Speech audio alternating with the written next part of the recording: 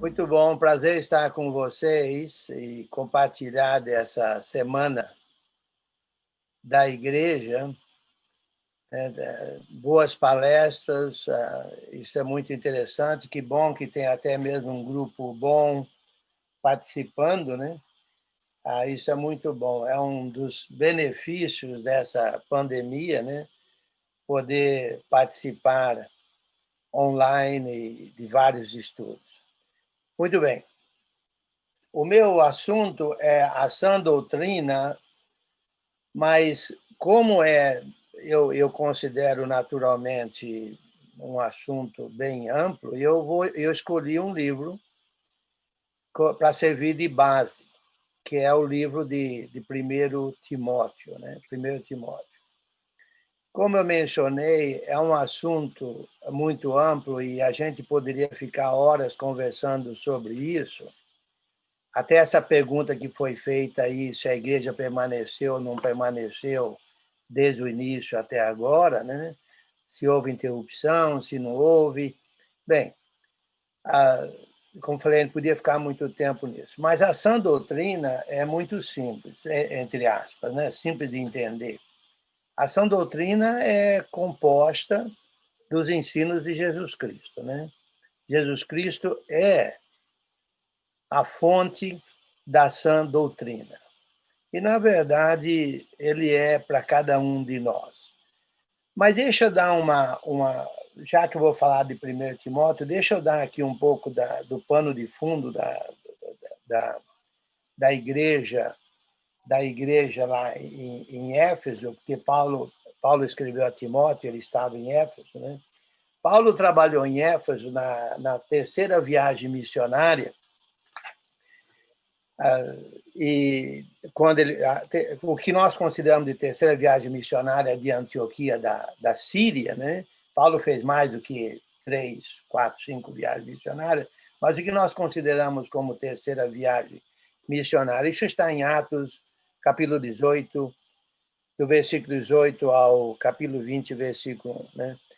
E muitos consideram essa como a melhor das 3 viagens do apóstolo Paulo. Né? Aliás, em Atos, capítulo 19, versículo 10, eu leio para vocês, diz o seguinte: durou isso por espaço de 2 anos, dando ensejo de que todos os habitantes da Ásia ouvissem a palavra do Senhor, tanto judeus como gregos. Então, foi um trabalho bem sucedido e, como eu disse, muitos consideram essa viagem missionária de Paulo como a mais bem sucedida a deles. Né?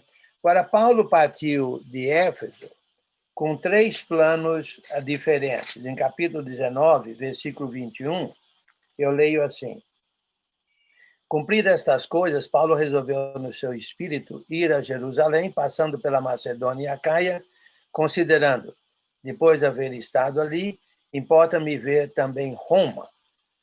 Então, ele saiu com 3 planos, né? Passar pela Macedônia e Acaia, e quando a gente lê lá em Romanos, capítulo 15, que eu não vou ler, porque eu acho que não teria tempo suficiente para tudo isso, mas deixa eu ler, vai, Romanos, só uma passagem lá de Romanos, capítulo 15, versículo 24, onde diz assim, Paulo falando dos seus planos, né, a igreja de Roma, e ele escreveu naturalmente o que é considerada a 4ª, ou alguns consideram ainda como 3ª, mas eu considero como o início da 4ª.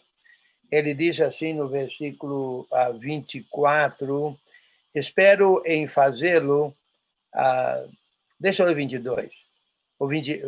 Essa foi a razão porque também muitas vezes me senti impelido de visitar-vos, mas agora não tendo já campo de atividade nessas regiões e desejando muito visitar-vos, os irmãos da Roma, né? Penso em fazê-lo quando em viagem para a Espanha, pois espero que de passagem estarei convosco e que para lá seja por vós encaminhado, e depois haver primeiro desfrutado um pouco a vossa companhia. Então, na verdade, e eu não vou ler ainda o versículo 26, porque aprove a Macedônia e a Acaia levantar uma coleta em benefício dos pobres entre os santos que vivem em Jerusalém. Na verdade, quando Paulo saiu de Éfeso, nessa final da terceira viagem missionária, ele ia passar para a Macedônia, ia fazer uma coleta, um recolhimento das ofertas aos irmãos pobres da Judéia, ia para Jerusalém. De Jerusalém, ele ia para a Espanha, passando por Roma. Bem, em Jerusalém, ele foi preso, certo? E então ele foi levado para Roma e julgado, coisa e tal. Aí ele teria sido solto. E quando ele foi solto, ele teria passado pela ilha de Creta, voltando de Roma, passado provavelmente por Colossos, e assumimos isso, mas passou por Éfeso a caminho da Macedônia, provavelmente para visitar os seus colaboradores, parceiros, os filipenses, certo? Mas quando ele passou por Creta, ele notou problemas lá em Creta, ok? Ele ficou lá um tempo, ele viu que não deu para terminar o que ele estava fazendo, então ele tinha problemas ali com os cretenses, ele deixou Tito lá. Aí, quando ele passou por Éfeso, ele notou alguns problemas lá em Éfeso. Né? No versículo 3 e 4 diz assim, do capítulo 1 de Timóteo: quando eu estava de viagem rumo da Macedônia, te roguei permanecesses ainda em Éfeso para demonstrares a certas pessoas, a fim de que não ensinem outra doutrina, nem se ocupem com fábulas e genealogias sem fim, que antes promovem discussões do que o serviço de Deus na fé. Então, já, vamos dizer assim, da terceira viagem, quando ele saiu de lá, passou pela Macedônia, Caia, passou por Jerusalém, foi preso, ficou 2 anos preso em Cesareia, foi levado para Roma, o naufrágio, tudo aquilo, ficou preso 2 anos lá em Roma, saiu, quando ele saiu, ficou livre, ele veio, passou por Creta, passou por Éfeso, aí ele notou que tinha problema. Então, nesse período de tempo, apareceram pessoas lá ensinando outra doutrina que não era a sã doutrina. É claro, é outra doutrina, não pode ser a sã doutrina. Então, ele deixou Timóteo ali exatamente para cuidar desse problema. No versículo 5, diz assim, ora, agora ele vai falar da sã doutrina, na verdade. Ora, o intuito da presente demonstração, viva o amor que procede do coração puro, de consciência boa e de fé sem hipocrisia. Desviando-se algumas pessoas dessas coisas, perderam-se em loquacidade frívola, pretendendo passar por mestre da lei, não compreendendo todavia nem o que dizem, nem os assuntos sobre os quais fazem ousadas asseverações. Provavelmente essa outra doutrina, como diz aqui claramente, tinha a ver com os judaizantes, né? Com o judaísmo, a introdução da lei ou coisas da lei exatamente lá na igreja em Éfeso. Agora, preste bem atenção, Paulo fez um excelente, grandioso trabalho lá em Éfeso, certo? Quando ele saiu e depois, quando ele passou por lá, aí ele verificou que alguém estava ensinando outra doutrina. Então, para permanecer na sã doutrina, certo? Para evitar problema com outra doutrina que naturalmente não é a sã doutrina, ele deixou Timóteo lá e disse, olha, o intuito da presente demonstração, que ele está fazendo aqui na carta, certo? Visa ao amor que procede de coração puro, de consciência boa e de fé sem hipocrisia. Desviando-se alguma pessoa dessas pessoas, perdendo-se em loquacidade frívola, muita discussão, muita conversa, e assim por diante, principalmente tendo a ver com o judaísmo. Então, a sã doutrina é aquela que visa o serviço de Deus na fé, que é o amor que procede de coração puro, de boa consciência e de fé sem hipocrisia. Deixa eu resumir um pouco isso, certo? O amor é aquela dedicação a Deus, certo? No nosso caso, o nosso amor, né? Visando, fundamentado num raciocínio espiritual. É uma coisa raciocinada, é uma coisa meditada, é uma coisa analisada, é uma decisão que se toma baseado na espiritualidade dada por Deus para nós em Jesus Cristo. Muito bem.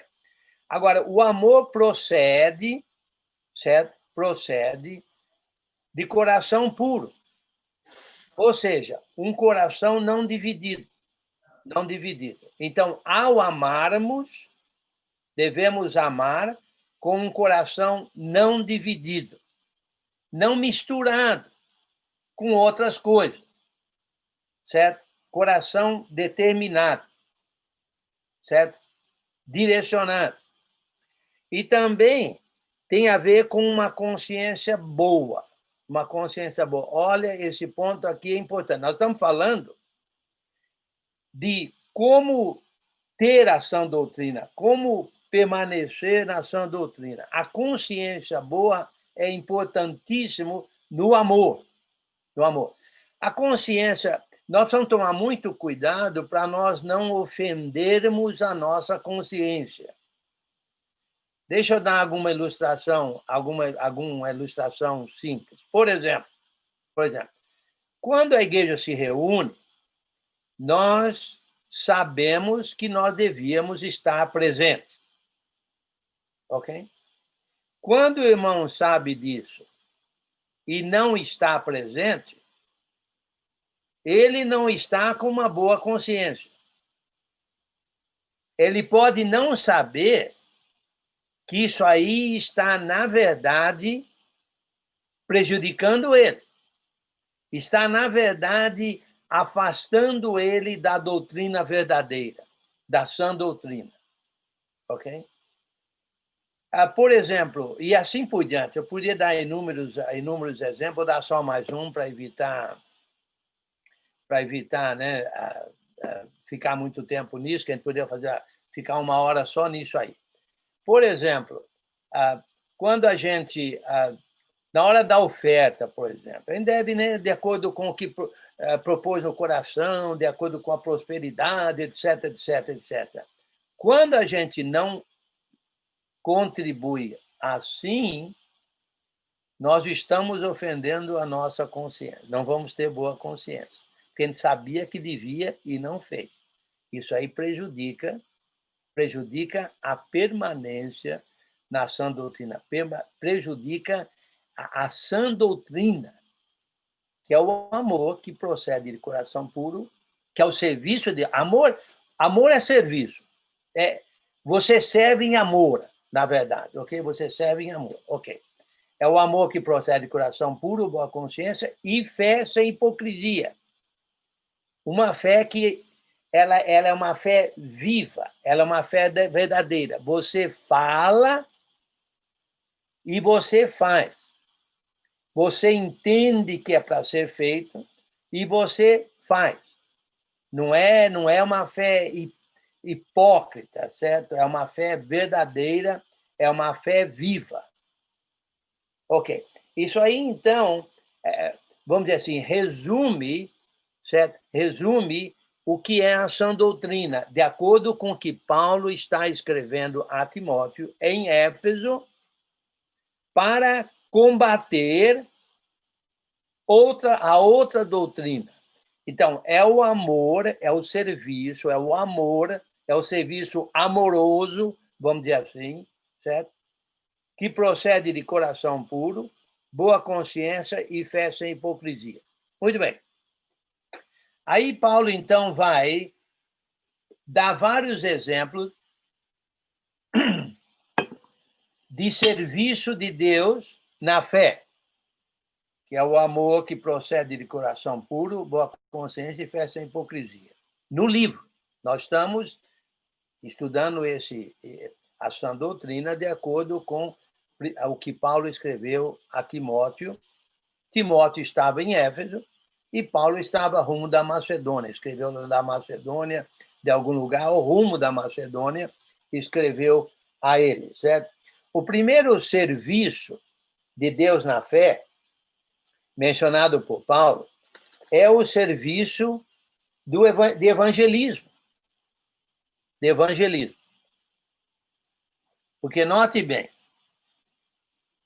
a sã doutrina, certo? Para estar na sã doutrina, você precisa ser evangelizado. Certo? Como é que você vai estar na sã doutrina se você não entrou na sã doutrina?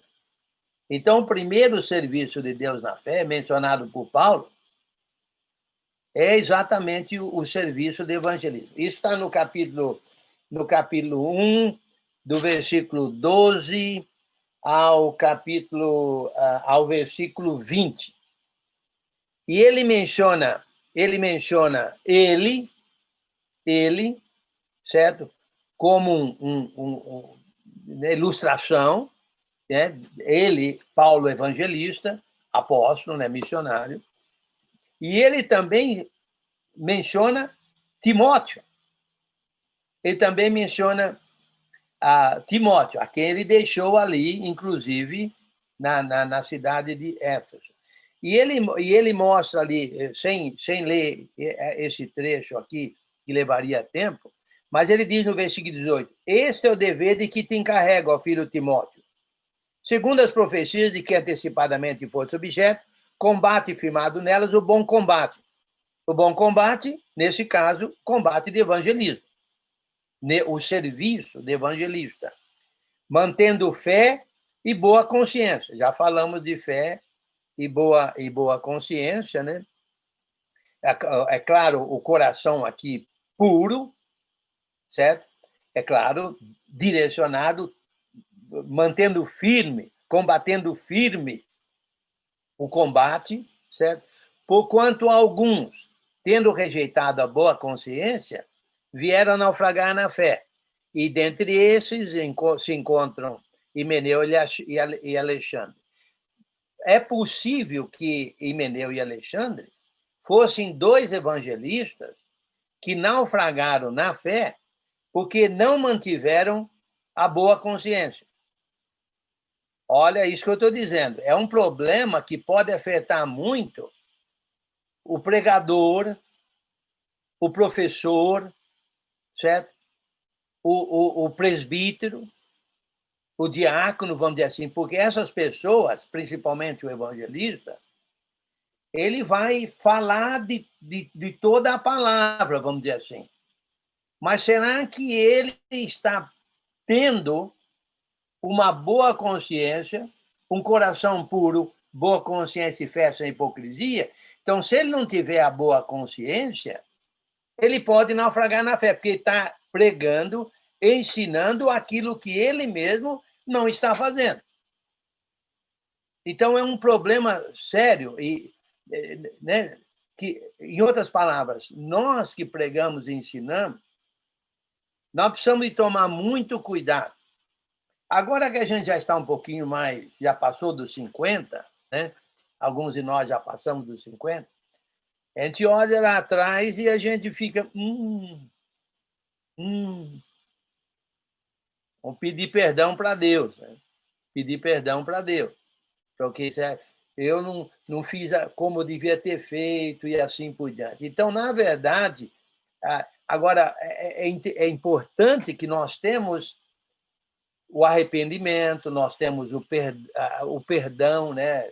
Pedir o Jesus Cristo, nosso advogado, junto ao Pai, e ele nos perdoa. Então, nós temos... E assim, nós vamos mantendo a boa consciência. Porque, se não mantivermos a boa consciência, nós vamos naufragar na fé. Bem, em outras palavras, o primeiro serviço mencionado aqui, serviço de Deus na fé, mencionado aqui, que é o amor, que é para ser o amor que procede do coração puro, boa consciência, fé sem hipocrisia, é o de evangelismo. Porque agora os evangelizados, os convertidos, vão poder estar no serviço de Deus na fé, que é a fé de Cristo. Ok? Eles não poderiam estar se eles não fossem convertidos, evangelizados. Ok. O segundo serviço, então, mencionado aqui, porque Paulo menciona, o segundo serviço de Deus na fé, é o de orações. É o de orações. Ontem nós tivemos uma palestra, né, pelo irmão Valdizan, somente sobre orações, mas deixa eu mencionar umas duas coisas aqui. É o capítulo 2, versículos de 1 a 7.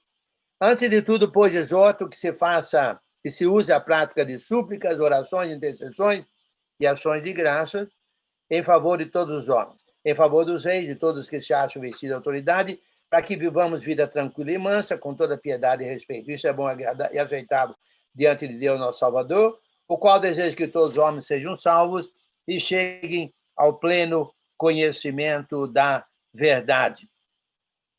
Porquanto há um só Deus e um só mediador entre Deus e os homens, Cristo Jesus, homem, o qual a si mesmo se deu, em resgatar por todos, testemunho que se deve prestar em tempos oportunos. Para isso foi designado pregador e apóstolo, e afirma a verdade e não minto, mestre dos gentios na fé e na verdade. Ok, pregação, orações em favor de todos os homens. Todos os homens. Será que nós oramos em favor de todos os homens? Será que nós oramos em favor daqueles que estão fracos na fé, daqueles pregadores que não estão pregando corretamente, etc. Vamos, reis, orar em favor de todos os homens.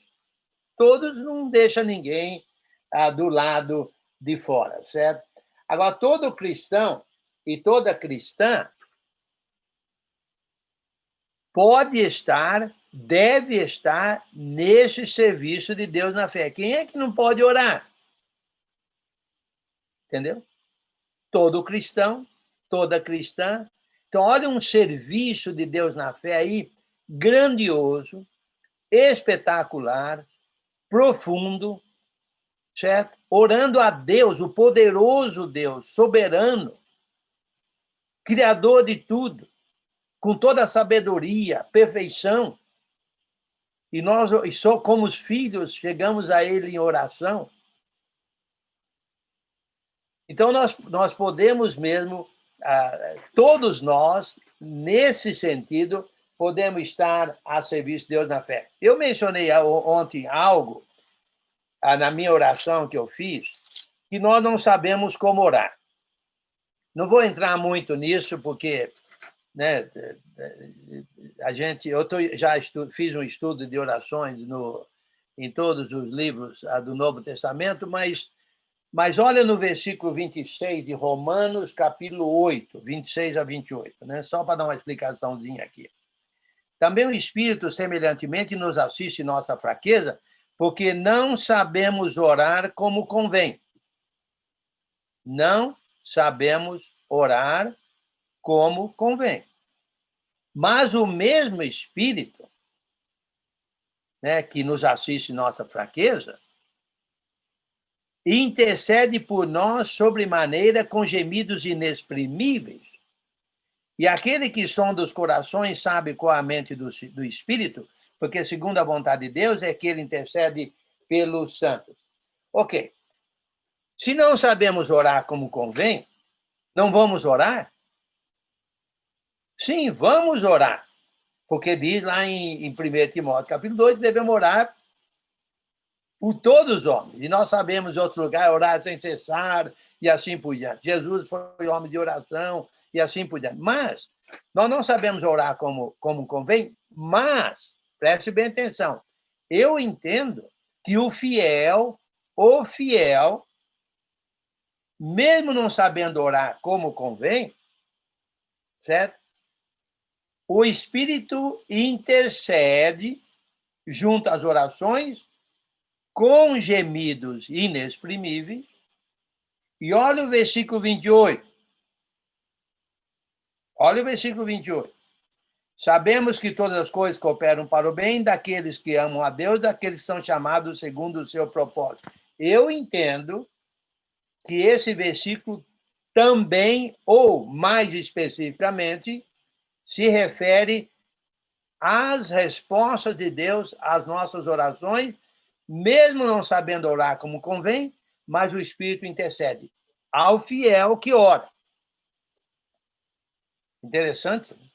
Muito interessante. Então, é um serviço de Deus na fé espetacular aqui que todo cristão, toda cristã deve estar envolvida. O terceiro serviço, então, o primeiro é evangelismo, o segundo é orações. O terceiro serviço de Deus na fé mencionado está nos versículos 2, no capítulo 2, de 8 a 15. Eu não vou ficar muito aí também pela falta de tempo, mas diz ali o seguinte, pois é, versículo 8. Quero, portanto, que os varões orem em todo lugar, levantando mãos santas, sem ira e sem animosidade. Eu entendo que aqui é a oração pública, ok? Pública. No capítulo 2, a memória de ver não é oração pública. Eu estou dando aí a minha interpretação, como eu vejo, ok? Se eu tiver certo, bem, se eu tiver errado também, eu procuro naturalmente aprender melhor e até mesmo me corrigir. Mas aqui, levantando mãos santas, sem ira e sem animosidade, a memória de ver é oração em público, dos varões, só dos varões, não das varoas, né? Dos varões.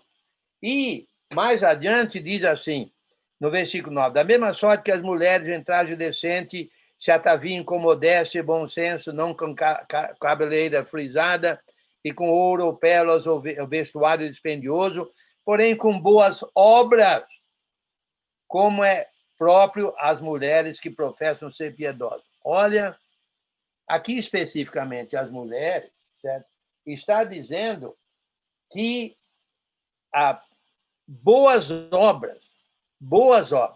Mas deixa eu terminar aqui. A mulher aprende em silêncio, como já falei isso aqui, a memória de ver está, na verdade, num contexto de público, né? A mulher aprende em silêncio com toda a submissão e não permite que a mulher ensine nem exerça autoridade de homem e seja por em silêncio, porque quem está pregando e ensinando é o homem, que é outro serviço de Deus na fé, certo? Evangelizar o evangelizado, vamos dizer assim, certo? Ensinar aqueles que já são convertidos, certo? Então, e não permite, o versículo 12, que a mulher ensine e exerça a autoridade de homem, esteja, porém, em silêncio, porque primeiro foi formado Adão, depois Eva, Adão não foi iludido, mas a mulher, sendo enganada, caiu em transgressão. Não vou entrar em detalhes aqui. Todavia, a mulher, todavia será, deixa eu mudar minha garganta,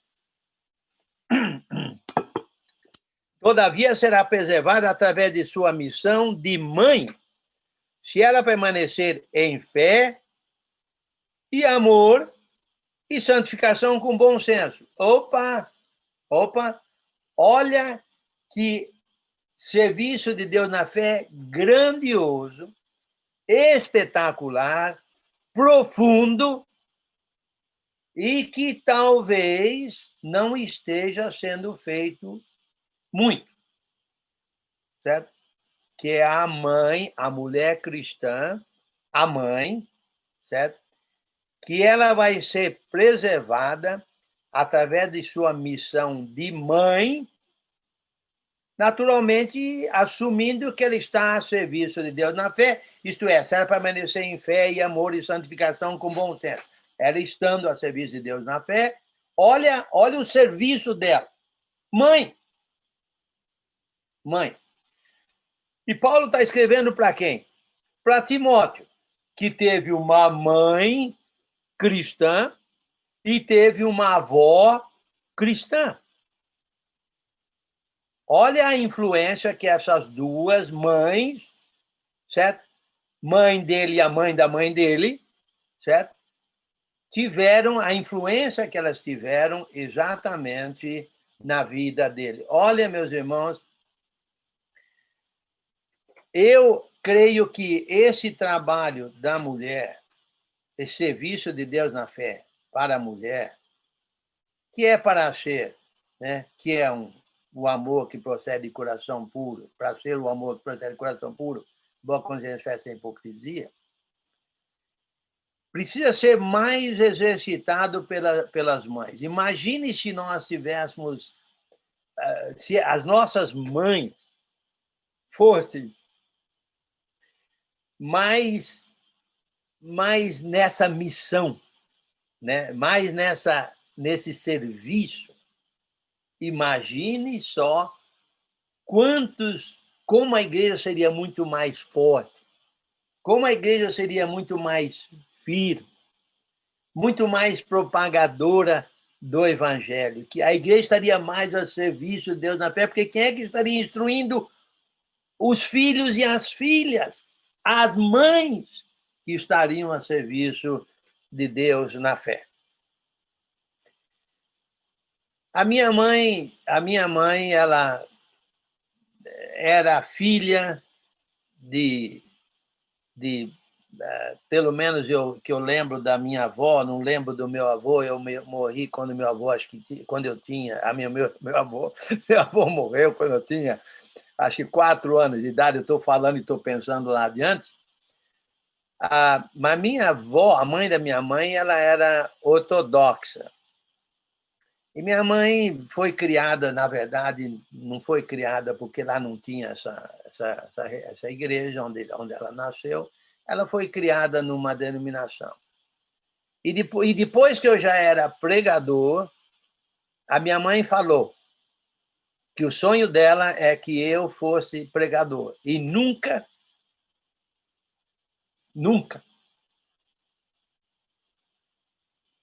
fiquei sabendo disso. Mas imagine, será que ela não teve uma influência forte?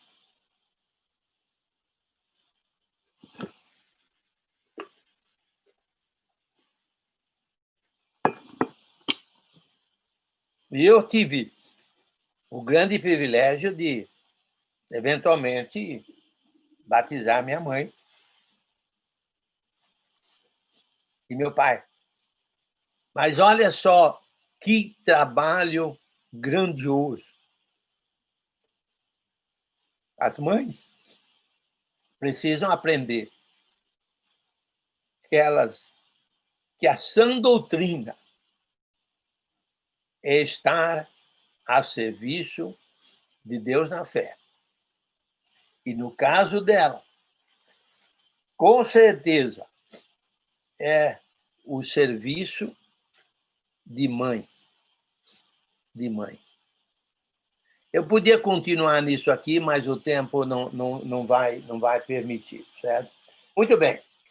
O quarto serviço mencionado é o presbitério. É o presbitério, mencionado no capítulo 3, versículos 1 a 7. Não vou entrar nisso muito, mas olha, é um grandioso serviço de Deus. Todo o serviço de Deus na fé é grandioso. É grandioso. Olha só o de evangelismo, Paulo, Timóteo. Olha só de orações em favor de todos os homens. Olha só o trabalho público. Olha só as mães com boas obras, as mulheres com boas obras e, como mães, certo? Na missão de mãe. E aqui o presbitério. Olha só no versículo 1. Fiel é a palavra. Se alguém aspira ao episcopado, excelente obra almeja. Excelente serviço de Deus na fé almeja. Ok? Mas não é todo homem que pode ser. Aí vai, logo em seguida, mencionar as características, as qualidades que qualificariam, né, esse homem ou esses homens a exercer esse serviço de Deus na fé, na igreja, que é o de pastoreio, cuidar das ovelhas. Ok. Não vou nem entrar nas qualificações, né? Não vai dar tempo de fazer isso. O quinto serviço mencionado é o diaconato, no capítulo 3, de 8 a 13. Semelhantemente, quanto a diácono, é necessário que sejam respeitáveis, de uma só palavra, etc. Versículo 9. conservando o mistério da fé com a consciência limpa. Olha a consciência, olha a consciência. Com a consciência limpa. Também seja primeiramente experimentado e assim por diante. Versículo 13. Pois os que desempenham bem o diaconato, esse serviço de Deus na fé, certo? Alcançam para si mesmos justa preeminência e muita intrepidez na fé em Cristo Jesus. Mas olha a boa consciência, olha a consciência limpa, certo? Olha o resultado. Eles vão alcançam para si mesmos justa preeminência e muita intrepidez na fé em Cristo Jesus. Então, há vários serviços aqui, né? Depois eu vou dar mais algumas ilustrações logo em seguida aqui de outros lugares sobre o serviço de Deus na fé. Mas a conclusão aqui que nós podemos chegar aqui até aqui, certo? Porque eu não vou partir do capítulo 4, mas no versículo 14 do 3 diz o seguinte: a pergunta aqui que a gente pode fazer é o seguinte: como deve ser esse serviço? Certo? Já falamos que é o amor que procede de coração puro, boa consciência e fé sem hipocrisia. Mas será que não tem algo que banha tudo isso? Eu acho, eu vou dizer como eu entendo, que o versículos 14 a 16, Paulo está dizendo algo que banha o serviço de Deus na fé. Escreva-te estas coisas, versículo 14, esperando e ver-te em breve. Paulo estava lá na Amazônia. Olha, e tudo indica que ele nunca voltou. Nunca voltou. Tudo indica que ele acabou sendo preso lá na Macedônia, em algum lugar, e foi levado para Roma, etc. Ok. Escrevo-te essas coisas esperando ver-te em breve, para que se eu tardar, e tardou muito, de acordo com o meu entendimento, né, porque ele nunca voltou, tudo indica que ele nunca voltou. Fique ciente de como se deve proceder na casa de Deus. De como se deve proceder na casa de Deus, estando a serviço de Deus na fé.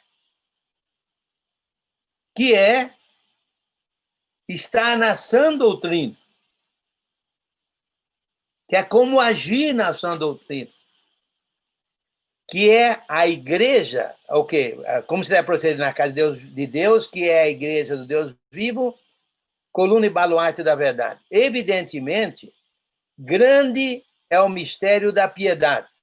Aquele que foi manifestado na carne, foi justificado em espírito, contemplado por anjos, pregado entre os gentios, crido no mundo, recebido em glória, na glória. Como é que nós devemos proceder na igreja? A serviço de Deus na fé, piedosamente. O que quer dizer isso? Quer dizer na devoção a Deus. Quer dizer naquele raciocínio de querendo ser firme na natureza divina, querendo estar cada vez mais perto de Deus, no caráter divino.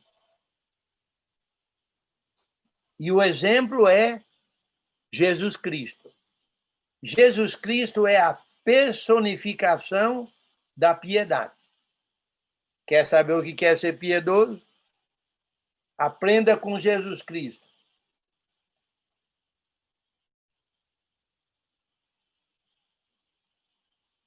E quem é Jesus Cristo? A fonte da sã doutrina. A fonte da sã doutrina. É interessante que essa palavra piedade, pelo que eu notei aqui na concordância, aparece, deixa eu ler aqui, aparece 17 vezes no Novo Testamento. 17 vezes. A palavra piedade. E sabe aonde é, em que livro que ela aparece mais vezes? Será que você pode adivinhar? Em 1 Timóteo. Quantas vezes? 9 das 17 vezes. Mais da metade. Mais da metade. Só em 1 Timóteo. Então, aí está. Como é que nós vamos viver na sã doutrina? O que é a sã doutrina? Está tudo exemplificado aí. Agora, deixa eu dar umas ilustrações. Eu tenho ainda talvez uns 15 minutos. Deixa eu dar algumas ilustrações, ainda tendo a ver com o serviço de Deus na fé, ok? Que é o coração, que é o amor que procede de coração puro, boa consciência, fé sem hipocrisia, e a memória de ver banhado na piedade. Certo? Muito bem. Romanos, capítulo 6, e não vou me aprofundar muito, mas nós sabemos que lá em Romanos, Paulo estava dizendo que não se envergonhava do evangelho, porque o poder de Deus para a salvação todo aquele que crê, primeiro judeu também do grego, visto que a justiça de Deus se revela no evangelho de fé em fé, como está escrito, o justo viverá pela fé. Capítulo 1, de acho que 14 a 17, por aí. Agora, no capítulo 6, que é um capítulo espetacular, e não vou me aprofundar muito, mas o ponto ali é o seguinte, que o homem, o cristão, não deve estar a serviço do pecado, mas deve estar a serviço da justiça. Ok? Por quê? Por quê? Porque, pelo seguinte, porque Jesus morreu, foi sepultado, ressuscitou e está a serviço de Deus até hoje. Sã doutrina? Até hoje. Olha o versículo 10 e o 11. Pois quanto a ter morrido de uma vez para sempre, Romanos 6, 10 e 11. De uma vez para sempre morreu para o pecado. Mas quanto a viver, vive para Deus. Morreu uma vez, ressuscitou uma vez, foi sepultado uma vez, ressuscitou uma vez e vive até hoje para Deus. Ou ele não está trabalhando hoje para Deus? Ele está a serviço de Deus até hoje. Versículo 11, assim também vós considerai-vos mortos para o pecado, mas vivos para Deus em Cristo a Jesus. No versículos 13 e 14, em outras palavras, nós fomos batizados em Cristo, ok? Fomos batizados na morte dele, no sepultamento dele, na ressurreição dele e no serviço de Deus. Viver para Deus até o fim. Até o fim. Olha, deixa eu mencionar alguns versículos. Olha os versículos 13 e 14, por exemplo. Nem ofereçais cada um os membros do seu corpo ao pecado como instrumentos de iniquidade, mas oferecei-vos a Deus como ressurretos dentre os mortos, e os vossos membros a Deus como instrumentos de justiça, que o pecado não terá domínio sobre vós, pois não estáis debaixo da lei, e sim da graça. Versículos 18 e 19. E uma vez libertados do pecado, fostes feitos servos da justiça, até o fim. Falo como homem por causa da fraqueza da vossa carne. Ok, versículo 22 diz assim, agora, porém, libertados do pecado, transformados em servos de Deus. Tendes o vosso fruto para a santificação e, por fim, a vida eterna. Porque o salário do pecado é a morte, mas o dom gratuito de Deus é a vida eterna em Cristo Jesus, nosso Senhor. Fomos transformados em servos de Deus, certo? Nós estamos a serviço de Deus na fé. Nós somos servos de Deus, certo? Consequentemente, nós estamos a serviço de Deus na fé. Que é um coração, que é o amor que procede de coração puro, boa consciência e fé sem hipocrisia. Deixa eu mencionar mais algumas ilustrações aqui, eu não sei o quanto tempo, parece que ainda tenho talvez uns 10 minutos. Um exemplo muito excelente, a meu modo de ver, para nós, é o caso de Dorcas, né? No capítulo 9 de Atos, em que nós notamos lá no versículo 36, diz assim: havia em Jope uma discípula por nome Tabita, nome este que, traduzido, quer dizer Dorcas. Ela era notável pelas obras e esmolas que fazia. Certo? Olha o versículo 39. Pedro atendeu, foi com eles, tendo chegado, conduziram-no para o cenáculo, e todas as viúvas o cercaram, chorando e mostrando-lhe túnicas e vestidos que Dorcas fizera enquanto estava com ela.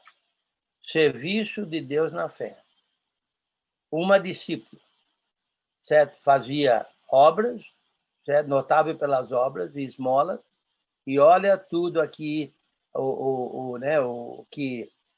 as túnicas e vestidos que ela fizera enquanto estava viva. Em Tito, que Paulo também escreveu na mesma época para Tito, quando ele escreveu para Timóteo, na primeira carta a Timóteo, certo? Que praticamente era um problema mais ou menos semelhante lá em Creta. No capítulo 2, versículo 11 ao 14, Paulo escreveu assim, deixa eu ler o 10. Porque existem muitos subordinados lá em Creta, né? Pauradores frívolos, enganadores especialmente da circuncisão, é preciso fazê-los calar, porque andam pervertendo casas inteiras, ensinando o que não devem por própria ganância. Foi mesmo de Teresa um seu profeta que diz: cretenses, sempre mentirosos, feras terríveis, ventos preguiçosos. Tal testemunho é exato. Em outras palavras, ali eles precisavam de entrar na piedade, certo? Na piedade, que Paulo disse que ele era apóstolo de Jesus Cristo, no capítulo 1, versículo 1, para promover a fé que é dos eleitos de Deus e o pleno conhecimento da verdade, segundo a piedade. Mas no capítulo 3, versículos 12 a 15, no 2, deixa eu ler no 2 aqui o seguinte: porquanto a graça de Deus se manifestou, Salvador a todos os homens, educando-nos para que, renegadas a impiedade das paixões mundanas, vivamos no presente século sensata, justa e piedosamente, certo? Ou seja, de uma maneira piedosa, mas olha no versículo 14, o qual Jesus Cristo a si mesmo cedeu por nós, a fim de remir-nos de toda iniquidade e purificar para si mesmo um povo exclusivamente seu, zeloso de boas obras. Serviço de Deus na fé, certo? E eu creio, deixa eu dar mais um exemplo aqui, tem vários exemplos, eu só vou mencionar, que acho que não vou dar tempo, eu vou mencionar um pouquinho sobre a reunião da igreja aqui, só para ilustrar um pouco mais. Lá em 1 Coríntios, nós sabemos, no versículo 13, capítulo 13, que agora permanece a fé, a esperança e o amor. O maior desses é o amor. e tem a ver com o uso dos dons espirituais na igreja, certo? O amor, então, os dons espirituais eram para estar a serviço de Deus na fé, e não para elevar as pessoas e assim por diante. Em 1 Timóteo, capítulo 6, versículos 17 a 19, está servindo aos ricos, que devem ser ricos em boas obras. Mas deixa eu mencionar aqui duas passagens aqui que eu acho que ainda...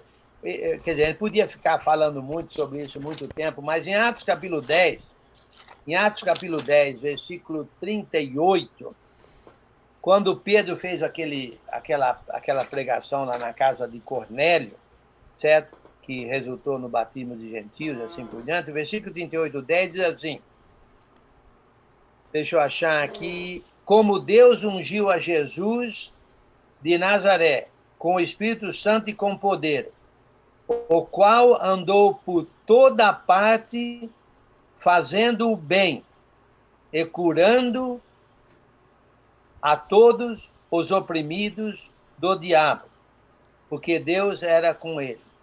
Você acha que Jesus estava a serviço de Deus na fé, além de trazer a salvação para nós lá do céu e assim por diante? Eu estou dizendo até mesmo das boas obras que ele fazia, andou por toda parte fazendo o bem, fazendo o bem. Também em Atos capítulo 14, né, lá em Paulo estava em Listra, Paulo e Barnabé, na verdade era Paulo e Silas, Paulo e Barnabé, eles estavam na primeira viagem missionária. Notamos ali no versículo 17 de 14 que diz assim, contudo não se deixou ficar sem testemunho, Paulo falando de Deus, né, aos lá, pessoas lá de Listra, na verdade, deixa eu ver aqui, ele estava em Listra, diz assim, versículo 17, contudo não se deixou ficar sem testemunho de si mesmo, fazendo o bem. Quem fazendo o bem? Deus. Fazendo o bem. Deus, dando-vos do céu chuvas e estações frutíferas, enchendo o vosso coração de fartura e de alegria. A frase boas obras, que é serviço, né? A serviço de Deus na fé através de boas obras, certo? A frase aparece, pela pesquisa que eu fiz aqui rápida, 13 vezes no Novo Testamento. 13 vezes. O maior número de vezes, certo? Aparece em 1 Timóteo, 4 vezes, e em Tito, 4 vezes. 4 vezes. Bem, eu acho que meu tempo está esgotando, talvez eu tenha mais uns 5 minutos aí, ô Gabriel. Ou não? Sim, sim. Pode seguir. Muito bem, deixa eu mencionar algo aqui. Infelizmente, eu precisaria de uma hora para fazer isso, mas, a meu modo de ver, eu entendo igreja, a reunião é da igreja, ok? A igreja se reúne. Muito bem. Na reunião da igreja, a meu modo de ver, é um momento em que a gente pode estar em grande serviço de Deus na fé. Grande serviço, certo? De Deus na fé. Rapidinho, deixa eu mencionar algumas coisas aqui. Para começar, o professor está a serviço de Deus na fé, no ensino. Ele está ensinando a igreja. Certo? O pregador está a serviço de Deus na fé, porque está proclamando o evangelho aos convertidos. E tudo isso, naturalmente, todo esse serviço é para ser feito com um coração puro, com a consciência, fé sem hipocrisia. O cristão participando na ceia também está a serviço de Deus na fé, porque ele vai analisar a sua comunhão, certo? Ele vai recordar que Jesus morreu por ele, e que ele deve estar em comunhão servindo a Irmandade, e ele então vai ser um melhor servo, como resultado da análise que ele faz, inclusive, daquilo que ocorre durante a ceia do Senhor. Certo? Ele está analisando a comunhão, vai ter uma melhor comunhão, está melhor servir Deus na fé através da comunhão. O cristão contribuindo, certo? Ele está a servir Deus na fé.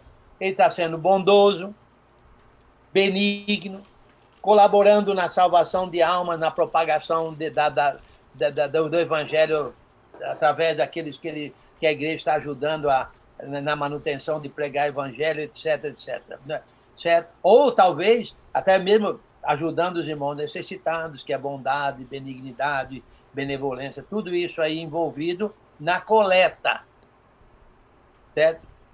E oração.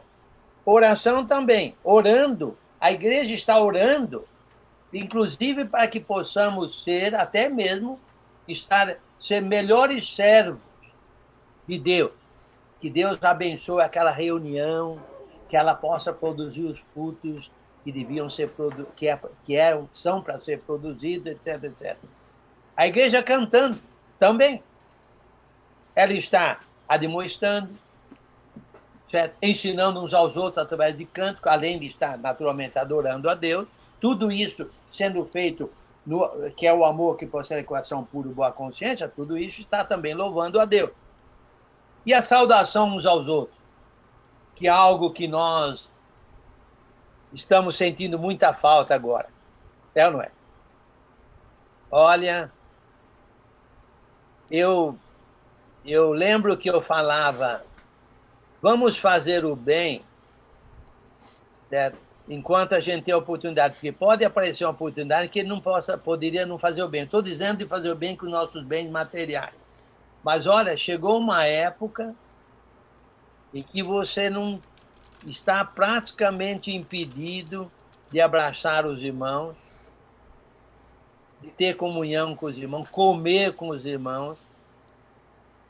Você está perto do irmão, está preocupado.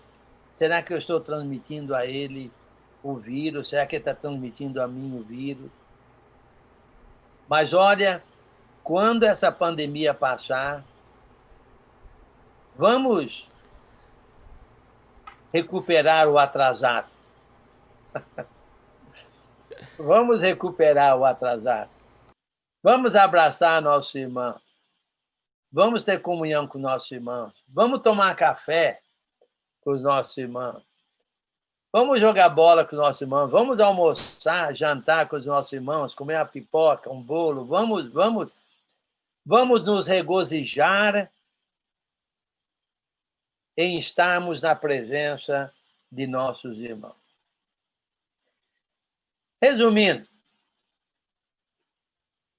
a sã doutrina, de acordo com 1 Timóteo, Paulo, escrevendo sua primeira carta a Timóteo, é o serviço de Deus na fé, que é o amor que procede de coração puro, boa consciência e fé sem hipocrisia. Agora, quem é a fonte da sã doutrina? Jesus Cristo. Ele é a fonte da sã doutrina para cada um de nós. Fique firme em Cristo. Se apegue a Cristo. Aprenda com Cristo. Busque conhecer mais a Cristo. Porque Ele